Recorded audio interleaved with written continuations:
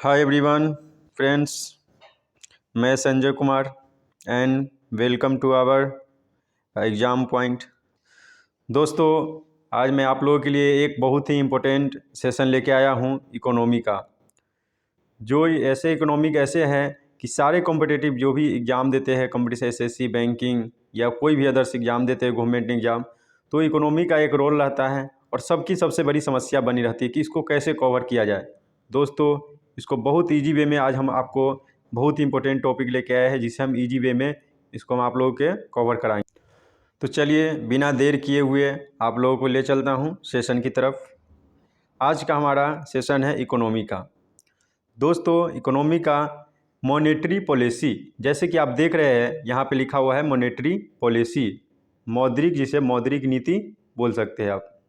ठीक है, ये देखिए सबसे थोड़ा सा हम बेसिक बात डिस्कस इसमें पहले कर लेते हैं कि मॉनेटरी पॉलिसी से पहले हमें थोड़ा सा आरबीआई का इंट्रोडक्शन चाहिए कि आरबीआई क्या है, रिजर्व बैंक ऑफ इंडिया क्या है, ये कैसे कार्य करती है, कैसे इसे एस्टेब्लिश किया गया, इसे कब किया गया, क्यों इसका ज़रूरत पड़ा, इस सारी बातों को हम डिस्कस थोड़ा सा बैकग्राउंड में कर लेते हैं। हम थोड़ी सी हिस्टोरिकल में जाते हैं 1920 के करीब में। ठीक है, देखिए इस समय क्या हुआ था कि 1920 में उस समय सारे जितने शेड्यूल कमर्शियल बैंक थे सबका दबदबा बना हुआ था हमारे मार्केट पे। ठीक है, इकोनॉमी पे। उस समय हमारे जानते हैं कि हमारा ब्रिटिश कॉलोनी था, और ब्रिटिश कॉलोनी के दौरान अगर जो ब्रिटिश के जो भी गवर्नमेंट थे, वायसराय थे, वो देख रहे थे कि इस तरीक़ा से अगर यही रहा, अगर प्राइवेट सेक्टर बैंक का यही दबदबा रहा, इसको कोई कंट्रोल या कोई नकेल नहीं किया गया, तो ये हमारे देश के इकोनॉमी को किसी भी तरह इस इकोनॉमी को कोलैप्स कर सकता है। तो उस समय एक आयोग की यानी कि थॉट आया। इसके बाद 1927 की बात है, 1927 में क्या किया गया, इस आयोग बनाया गया, जिसे हम लोग देखते हैं हिल्टन कमीशन। कई बार एग्जाम में पूछा गया है कौन सा आयोग है जिससे आरबीआई को लाया गया है, या कौन सा कमीशन है।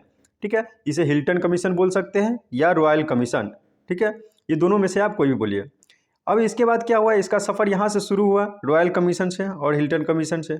ठीक है, दोनों सेम ही है।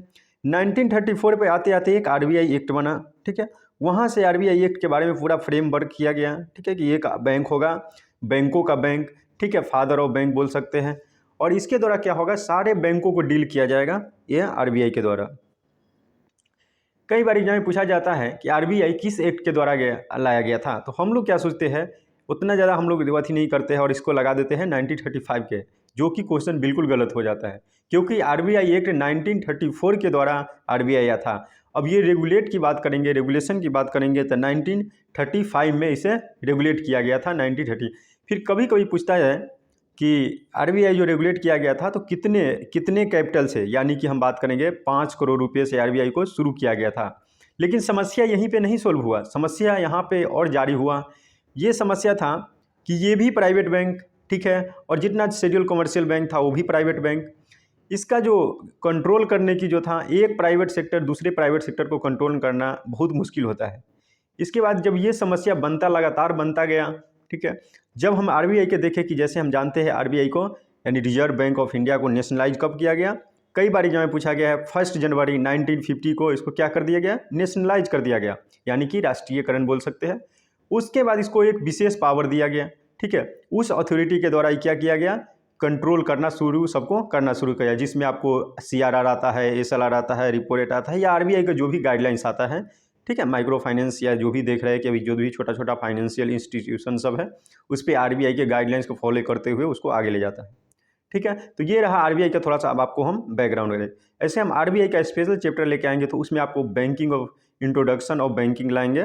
ठीक है, या हिस्ट्री ऑफ बैंकिंग, उसमें सारे बातों को आपको हम फ्रेमवर्क शुरू से चलेंगे, किस तरीके से बैंकिंग सिस्टम, बैंकिंग प्रणाली जो है हमारे देश में आया।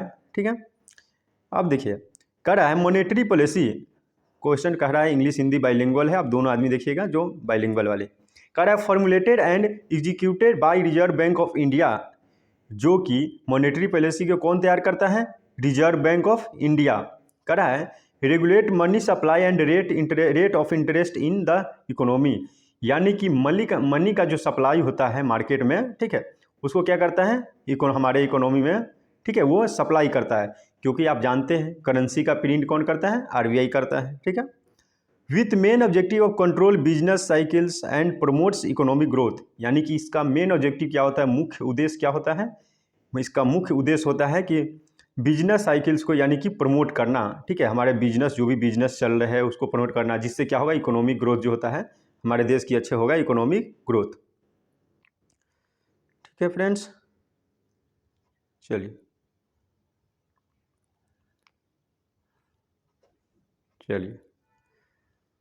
ठीक है, ये था हमारा मॉनेटरी पॉलिसी का। अब दूसरे स्लाइड में हम लोग चलते हैं।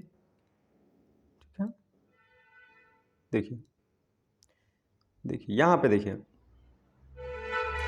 इसमें कुछ टूल्स के बारे में आप देख रहे हैं जो फ्रंट पे आपको पेज पे शो कर रहा है। पहला कर रहा है ठीक है, instrument of for credit control under monetary policy, quantitative credit control जानेंगे। क्वांटिटेटिव क्रेडिट कंट्रोल क्या है? पहला कर रहा है बैंक रेट, ठीक है, फिर कर रहा है स्टैट्यूटरी लिक्विडिटी रेशियो यानी कि SLR।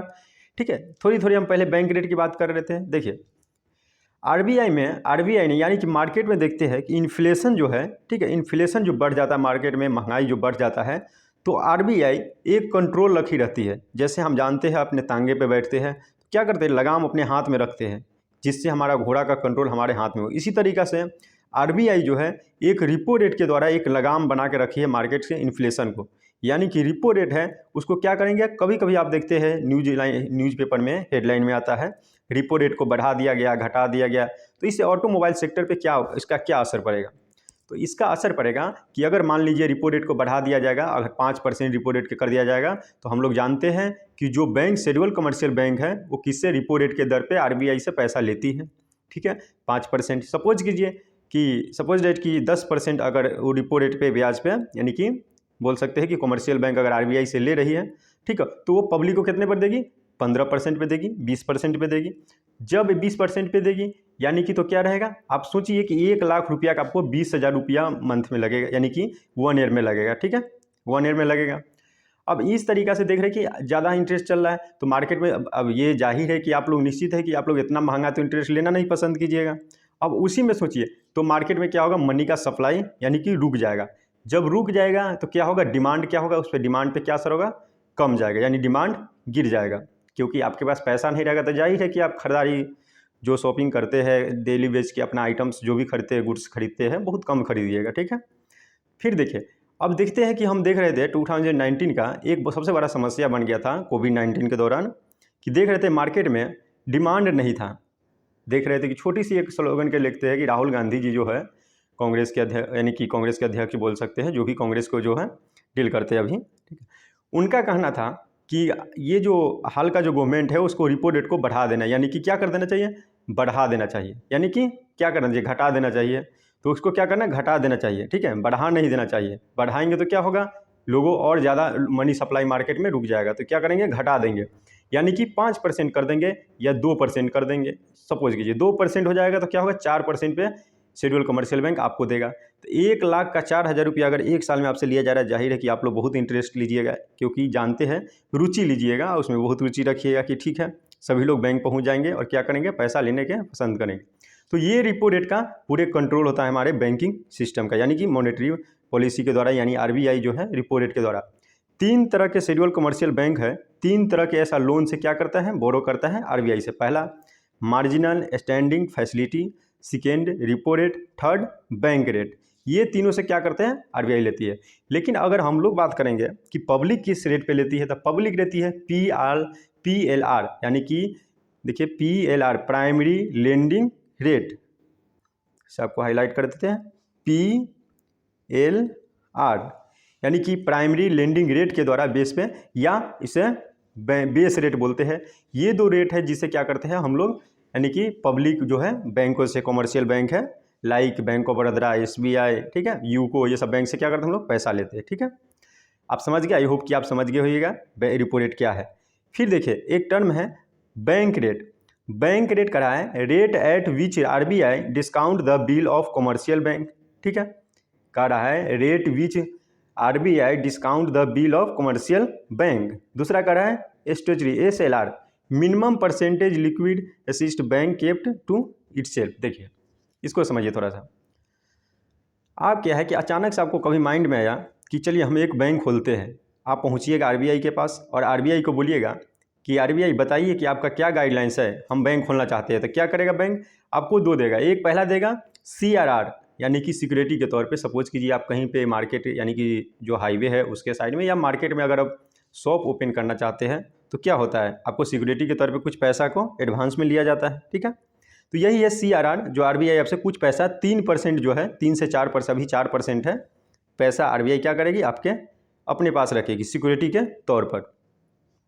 तो इसे बोलते हैं cash reserve ratio.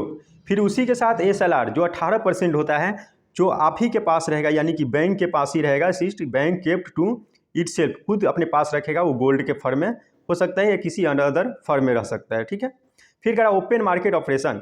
Open market operation कब चलाया जाता है? जब देखते हैं कि मार्केट में करेंसी का यानी कि मनी सप्लाई बहुत ज़्यादा हो गया है, तो उसको कंट्रोल करने के लिए आपको क्या क्या LIC एजेंट, हर तरह के एजेंट बनेगा और पैसा किसी तरीका से अपने पास रखेगा, लाएगा।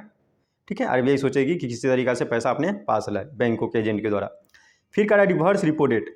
रिवर्स रिपो रेट क्या कहता है? रिपो रेट और रिवर्स रिपो रेट कह रहा है कि ऑलवेज जो होता है, हमेशा क्या होता है, रिपो रेट से रिवर्स रिपो रेट कम होता है। क्यों? क्योंकि रिवर्स फिर ये क्या करता है, बैंक जो है फिर वापस आरबीआई के पास जमा करने जाता है। क्योंकि पता चले बैंक 10 दिन के लिए बंद होने वाला है, तो पैसा उस पर क्या करेगा, उस पर कुछ आरबीआई के कर देगा तो इंटरेस्ट होगा। फिर आरबीआई बोलते हैं कि नहीं नहीं हम नहीं रखेंगे। तो जो भी कमर्शियल बैंक है वो बोलते हैं कि अगर आप नहीं रखिएगा तो हम इसको मार्केट में सप्लाई कर देंगे। जब मार्केट में करेंगे तो क्या होगा, मनी सप्लाई यानी मार्केट में बढ़ जाएगा तो इन्फ्लेशन बढ़ जाएगा, इन्फ्लेशन बढ़ेगा तो सरकार गिरेगी, सरकार गिरेगी तो आपको गाली देगा।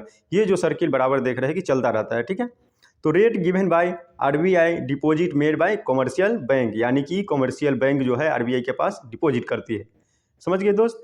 आप समझ गए कि फ्रेंड्स कि पहले हम लोग समझे repo rate, bank rate, SLR, cash reserve ratio, open market, repo rate. ठीक है, वही reverse repo rate. I hope कि आप लोग ये समझ गए होइएगा। तो हमारा इस टॉपिक में था मेन मॉनेटरी पॉलिसी का। आई होप कि आपको ये वीडियो अच्छा लगे होंगे और कमेंट में जाकर कमेंट कीजिए कि कैसा आपको वीडियो लगा और नेक्स्ट जो है टॉपिक इकोनॉमी का किस पर आप लाना चाहते हैं। ठीक है, ऐसे मेरा है कि सेकेंड अगर सेशन में लेके आएंगे तो आपको फिजिकल पॉलिसी लेंगे, क्योंकि हम लोग एक ही चीज़ को जिम्मेदार ठहराते हैं कि मॉनेटरी पॉलिसी की ये सिर्फ आरबीआई ही इन्फ्लेशन को बढ़ा सकता है, घटा सकता है। लेकिन अब आपको हम बताएंगे किस तरीक़ा से गवर्नमेंट फिजिकल पॉलिसी के द्वारा इन्फ्लेशन को बढ़ा सकता है, घटा सकता है। ठीक है फ्रेंड, आई होप कि आपको अच्छा लगेगा। धन्यवाद, और वीडियो को ज़्यादा से ज़्यादा शेयर कीजिए फ्रेंड्स, और आप लोग भी सब्सक्राइब कीजिए जिससे मेरा मोटिवेशन बना रहे। आप लोगों के लिए एक पर एक मैं वीडियो लाऊंगा। ये जानते हैं कि बिहार SSC को टारगेट लेते हुए इस यहाँ पे हम लोग सेशन को चला रहे हैं। डेली आपको करेंट अफेयर्स यहाँ पे मिल जाएगा, टेस्ट सीरीज मिल जाएगा, और इकोनॉमिक्स सहित आपको पॉलिटी, हिस्ट्री, जो भी एकदम इम्पोर्ट टू दी पॉइंट हम लोग चलेंगे BSSC की तरफ। जो भी इंपॉर्टेंट टॉपिक सब है उसको कवर हम लोग करते चलेंगे। धन्यवाद, thank you all of you.